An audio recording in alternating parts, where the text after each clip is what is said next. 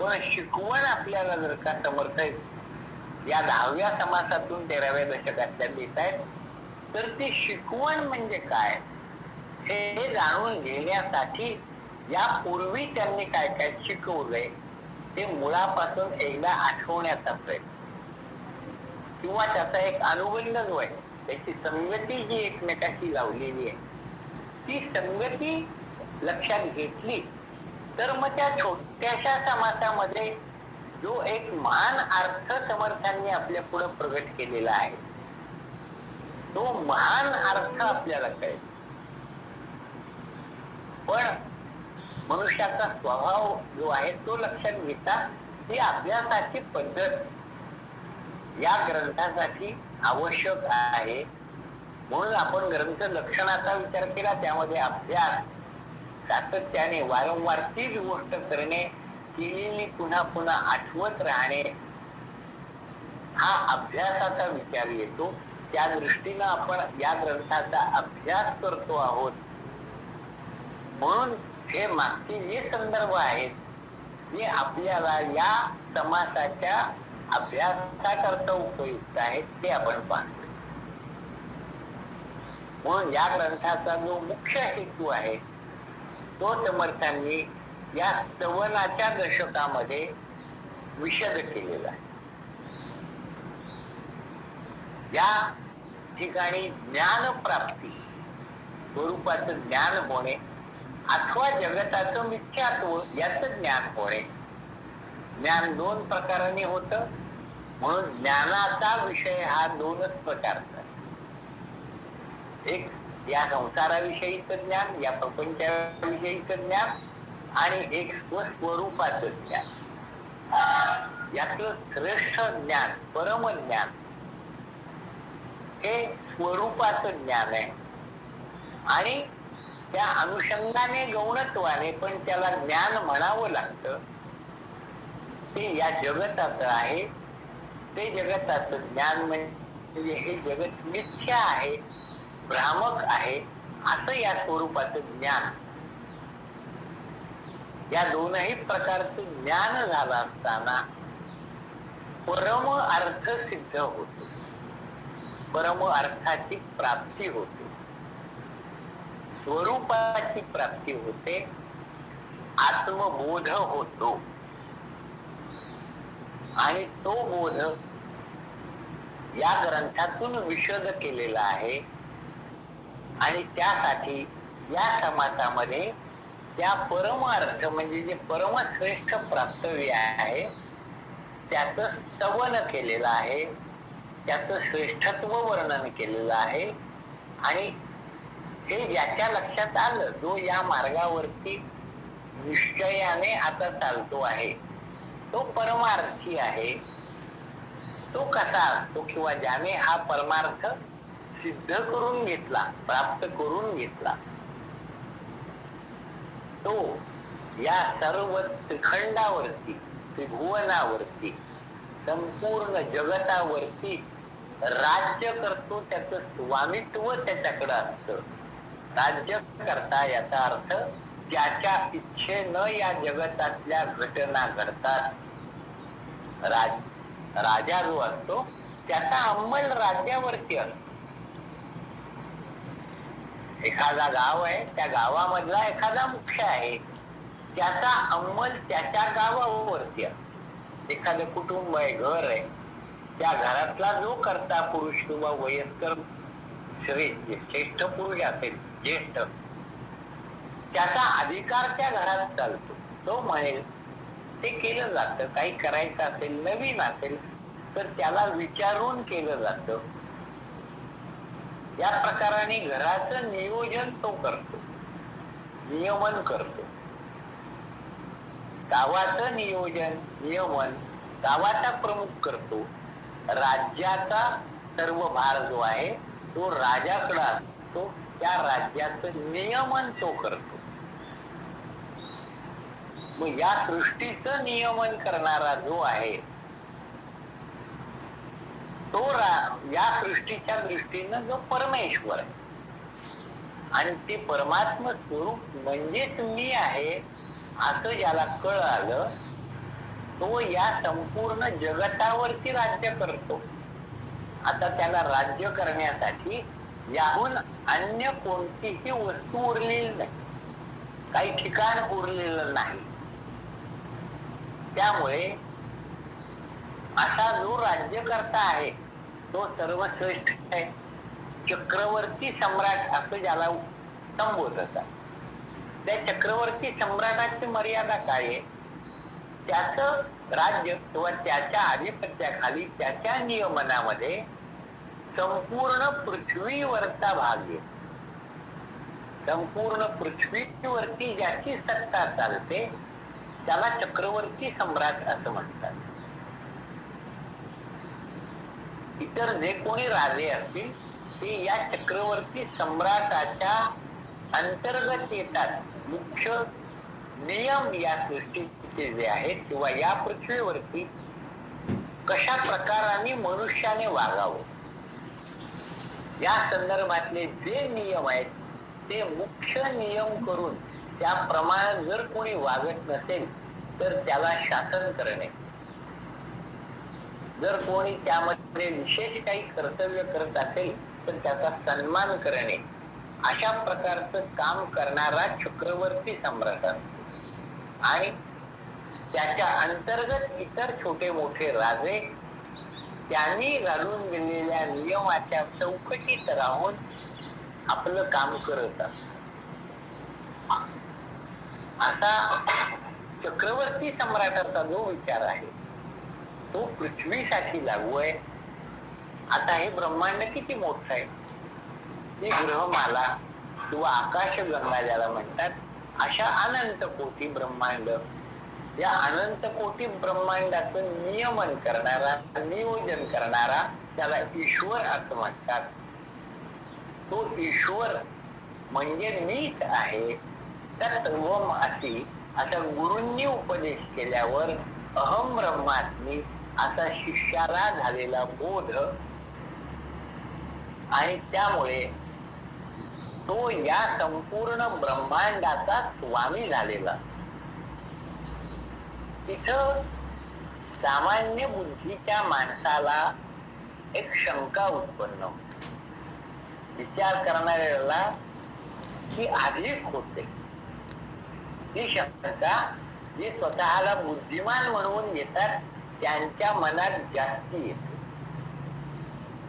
मग असा जर तो कोणी मनुष्य आहे, आम्ही त्याची विरुद्धावरी लावतो की अनंत कोटी ब्रह्मांड नायक राजाधिराज, ही सर्व विरुद्धावली जी वापरली जाते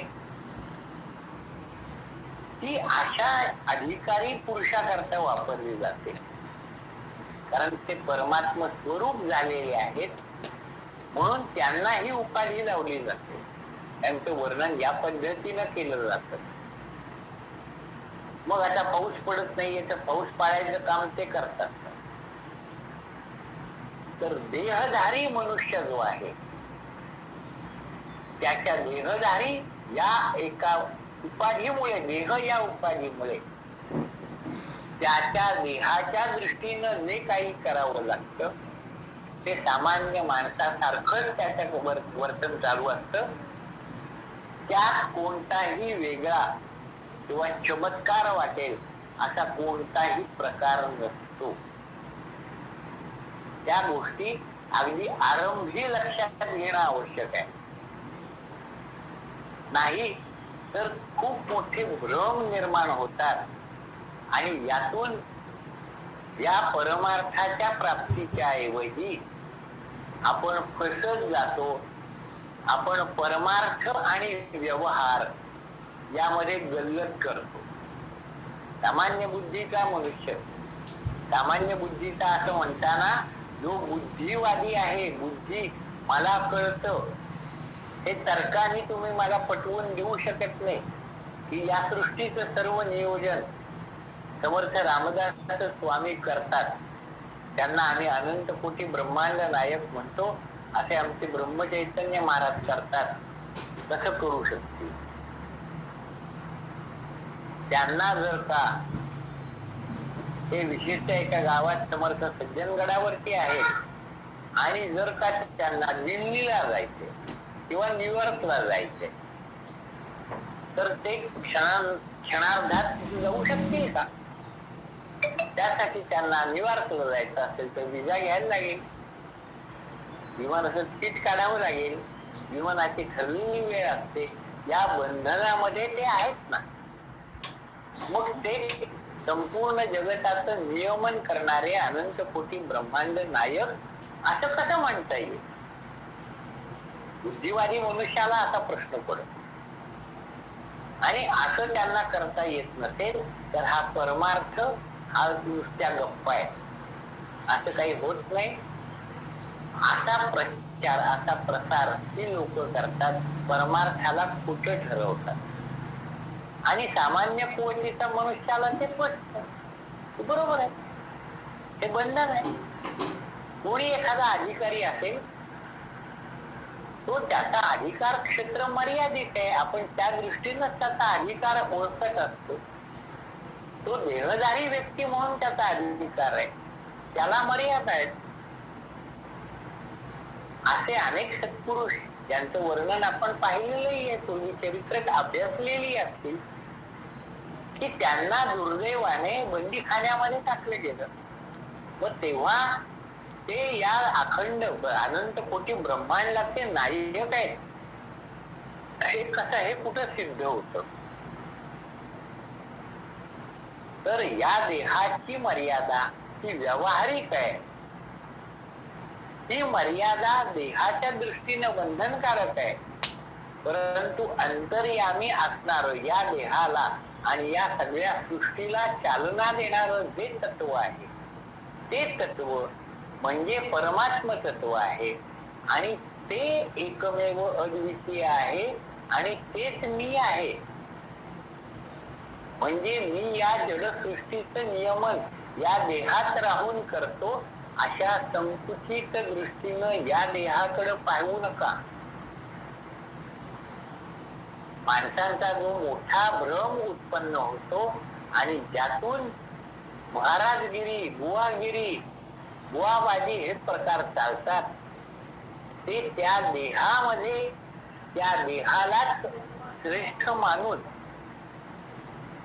तो देह म्हणजेच कोणी परमात्म तत्व आहे असं मानून व्यवहार केले जातात आणि तिथं फसगत होते. आणि असे अधिकार आपल्याकडं आहे असं भासवणारे भोंदू महाराज, भोंदू साधू हे भरपूर असतात आणि ते केवळ आपली फसवणूक करतात. आपली व्यावहारिक फसवणूक होते, पण आपली पारमार्थिक उन्नती ही त्यामुळं थांबते. म्हणून या लोकांपासून आपल्याला सावध राहावं लागतं आणि व्यवहार आणि परमार्थ यांची गल्लत करून चालत. मग हा परमार्थी जो राज्यधारी म्हणजे या अनंत कोटी ब्रह्मांडावरती ज्याची सत्ता चालते, ती सत्ता कशी चालते, ते नियमन तो परमात्मा कसं करतो, यासाठी या सृष्टीची निर्मिती कशी झाली, हे नियमन कसं केलं जातं. मग इथं पाऊस पडावा अशी व्यवस्था आहे, त्याला वरुण असं म्हटलं गेलं, त्या व्यवस्थेला एक नाव दिलं गेलं. इथं उष्णता आहे, त्याला अग्नी असं नाव दिलं गेलं. या प्रकाराने या सृष्टीचं जे कार्य चालतं, त्याच्या वेगवेगळ्या ज्या देवता आहेत, त्याला यम म्हणतात, त्याला इंद्र म्हणतात, त्याला प्रजापती म्हणतात. ते कार्य त्या देवतेच्या माध्यमातून केलं जातं. अशा प्रकाराने या सृष्टीचं नियमन केलं गेलेलं आहे. ते नियमन करणारा तो परमात्मा आहे, ते माझं स्वरूप आहे, तो नियामक आहे. आणि या सर्व देवता आणि ही सर्व सृष्टी नियमनीय आहे. नियमनीय आणि नियामक यातला भेद लक्षात घ्यावा लागतो. सर्व दृश्य सृष्टी जे आकाराला आलेलं आहे ते सर्व नियमनीय आहे आणि त्या दृष्टीनं देह निर्माण झालेला आहे त्या सृष्टीचा भाग आहे, म्हणून तो नियमनीय आहे. आणि नियामक जो आहे तो या देहाहून वेगळा आहे आणि तो या देहाला निर्माण करतो आणि त्याचा पुन्हा पंचमहाभूतांमध्ये लय घडवून आणतो. आणि ही पंचमहाभूत या परमात्म्यापासूनच निर्माण होतात, ती त्याच्या इच्छेनच निर्माण होतात आणि आणखी त्यातच लय पावतात. म्हणून या ग्रंथामध्ये वारंवार सृष्टीची उत्पत्ती कशी होते आणि त्याचा लय कसा होतो, संहार कसा होतो, हे खूप वेगवेगळ्या प्रकाराने आणि त्यातनं जो एक मुख्य प्रकार विचार प्रवाहाने स्वीकारलेला आहे पंचभौतिक सृष्टी रचनेचा, त्यावरती या ग्रंथामध्ये मुख्य जोर दिलेला आहे, मुख्य भर त्याचा आहे. आणि त्या दृष्टीनं या ग्रंथामध्ये विविध समाज विविध दशकांमध्ये आपल्या पुढे मांडलेले आहे. हे या ग्रंथाच्या रचनेचे आपण चौकट पाहतो आहोत. ग्रंथारंभ लक्षण किंवा पहिला दशक आपण जरी सर्व विचार करत असलो तरी त्यामागचा आपला हेतू काय आहे की आपल्याला जे शिकवण निरूपणाकडे जायचे, त्यापूर्वी या ग्रंथात आपण काय काय शिकत आलो, ते कशा करता शिकलो, ती मांडणी आपल्या पुढे समर्थांनी कशासाठी काय हेतून ठेवलेली आहे हे नीट एकदा लक्षात घेतलं म्हणजे मग शिकवण निरूपण मध्ये समर्थांना जे सांगायचंय ते समजायला आपल्याला सोपं होईल. मग तो समाज छोटा आहे, तो समाज भले आपल्याला 2-3 दिवसातही संपून जाईल किंवा एकाही दिवसात संपेल, परंतु नुसता तो एकच एक समाज घेतला आणि त्यावर जर आपण चिंतन करायला लागलो, हे मागच्या ग्रंथामध्ये जे कथन केलेलं आहे त्याची संगती, त्याचा अनुबंध जर त्या समाजाची जुळवून नाही घेतला तर सगळा ग्रंथ विस्कळीत वाटेल. आणि ही परमप्राप्ती जी आहे या ग्रंथाच्या माध्यमातून होणं अपेक्षित आहे, तो परम अर्थ आपल्याला प्राप्त होणं अवघड किंबहुना होणार नाही. आणि हे समर्थांनी ग्रंथाच्या आरंभी लक्षात घेतलं की या ग्रंथाच्या अभ्यासासाठी काय तयारी करणं आवश्यक आहे. यासाठी हा ग्रंथारंभ लक्षण समाज सुरुवातीला दशक म्हटले स्तवनांचा, पण दुसऱ्या समासापासून स्तवनाला आरंभ झाला आणि या पहिल्या समासामध्ये हे ग्रंथारंभ लक्षण सांगताना ही सर्व भूमिका समर्थांनी मांडलेली. ही भूमिका आपण जर लक्षात घेतली आणि मग पुढचे समास आणि दशक यांची एक संगती लावत गेलो, त्याचा अनुबंध जर आपण लक्षात घेत गेलो तर समर्थ आपल्याला एक एक पाऊल कसं पुढे नेत आहेत ते लक्षात येईल आणि मुक्कामाचं ठिकाण हललेलं कळेल. नाहीतर आपण चालतच राहू, पृथ्वी गोल आहे, आपण कितीही फिरलो तरी आपल्या फिरण्याला अंत असणार. आपल्याला जर का दृष्टीत कुठं पोचायचं आहे हे माहिती असेल आणि त्या दृष्टीनं आपण योग्य मार्गावर चालतो आहोत ना, याचं जर का भान सातत्याने असेल तर आणि तरच आपण मुक्कामाच्या ठिकाणी जाऊन पोचू, नाही तर आपण फिरत राहू, म्हणजे ग्रंथाचा अभ्यास करू नाही, आपण खऱ्या मोक्षाला प्राप्त होणार नाही, म्हणजे आपण या जन्ममृत्यूच्या चक्रातून मुक्त होणार. आपण फिरतच राहू, या फिरण्याला अंत नाही. आपल्याला हे फिरणं थांबवायचे, यासाठी हा सगळा अभ्यास आणि त्या दृष्टीनं या ग्रंथाची जी रचना केलेली आहे त्याचं लक्षण की या दृष्टीनं अभ्यासणं ते आपल्या मनावरती नीट ठसवून येणं हे आपलं कर्तव्य ठरतं. आपण तसा अभ्यास जर व्यवस्थित केला असेल तर आणि तरच फक्त आपल्याला या ग्रंथाचं जे फुलं आहे ते प्राप्त होण्याची व्यवस्था आहे. उपपत्ती म्हणजे तर्क अनुमानाने जे आपल्याला प्राप्त करून घ्यायचे किंवा प्राप्त आहे ते जाणून घ्यायचंय. जाणून घ्यायचं आहे हेच यातलं योग्य आहे. प्राप्त काही होणार नाही. आपण कोण आहोत, आपण नक्की आपलं स्वरूप काय आहे ते जाणून घेणे म्हणजेच ज्ञान.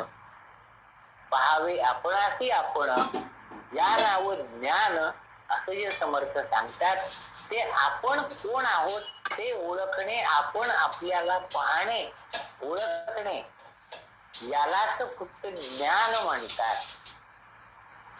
आणि दुसरा एक ज्ञानाचा गौण प्रकार आपण विचारात घेतला की ज्या जगतामध्ये आपण देहरूपाने वावरतो या देहासकट हे सर्व जगत मिथ्या आहे, भ्रामक आहे आणि म्हणून यामध्ये आपण आसक्त न होताना आपण फक्त आपल्या स्वरूपाच्या ज्ञानासाठी शुद्ध ज्ञान ज्याला म्हटलंय ते ज्ञान म्हणजे माझं स्वरूपच आहे म्हणून आपल्याला आपण पाहणे म्हणजे मी तो ज्ञानरूपच परमात्मा आहे हे जाणणे म्हणजे ज्ञान प्राप्त करून घेणे हे एकमेव या मनुष्य जीवनाचं कर्तव्य आहे. परमार्थ ज्याला म्हणतात ते यालाच म्हणतात आणि अशा अर्थाने ज्यांनी परमार्थ सिद्ध केला तो खऱ्या अर्थाने या अनंत कोटी ब्रह्मांडाचा स्वामी झाला.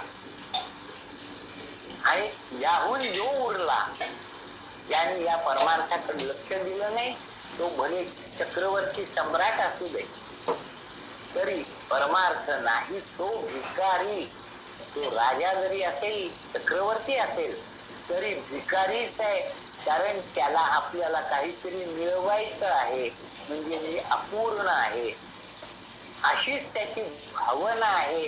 किंवा माझं राज्यपद गेलं तर काय होईल अशी असुरक्षिततेची भावना आहे.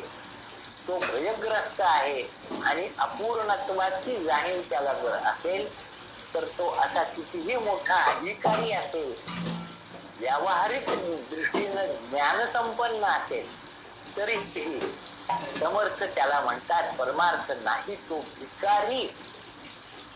आणि म्हणून ते जे परमार्थ तत्व जे आहे त्या परमार्थ तत्वाला अन्य कशाची उपमा देता येत नाही. कारण उपमा देण्यासाठी दुसरी वस्तू असावी लागते. इथं दुसरी वस्तू उपलब्धच नाही असा विषय या ग्रंथातून प्रतिपादन केला जाणार. हे परमार्थ तत्व काय आहे ते या ग्रंथात विशद केलं जाणार आहे. आणि त्या दृष्टीनं या ग्रंथाची रचना आणि त्यातील दशक आणि दशकामधले समाज यांचा क्रम आहे त्यात जे वर्णन केलं गेलेलं आहे ते या दृष्टीनं केलेलं आहे. तो परमार्थ प्राप्त करून घेण्याची व्यवस्था या नरदेहामध्येच आहे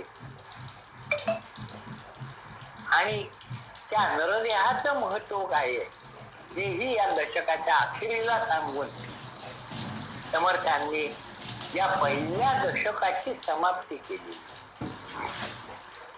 आणि दुसरा दशक सांगायला सुरुवात करताना ज्याला हा परमार्थ प्राप्त करून घेणे किंवा परमार्थ सिद्ध करणे हे नरदेहाचं कर्तव्य आहे असं ज्याला कळत नाही त्या सर्वांची गणना त्यांनी एका शब्दामध्ये केलेली आहे. त्यांना मूर्ख म्हटलंय आणि त्या मूर्खांची लक्षणं दुसऱ्या दशकात वर्णन केली. हा ग्रंथाचा अनुबंध आहे, ही ग्रंथाची गुंफण आहे. ही आपण या दृष्टीनं जर लक्षात नाही घेतली तर मूर्ख लक्षणं जागच्या जागी राहतात. मी शहाणा झालो का नाही झालो हे तपासून पाहण्याची व्यवस्था या ग्रंथात पावली आहे. हे जर का भान आपल्याला नसेल तर मग या ग्रंथाचा उपयोग आपल्याला होत नाही.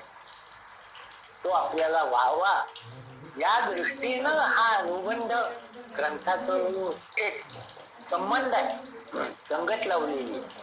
ती संगती आपण अभ्यास करतो आणि त्याद्वारे एखादा छोटासाही समास अभ्यासताना आपल्याला हा संबंध लक्षात घेत ती गुंफण त्या समासापर्यंत कशी आलेली आहे हे जर का नीट लक्षात आलं तर ग्रंथ आपल्याला यथार्थपणाने कळण्याची व्यवस्था होईल.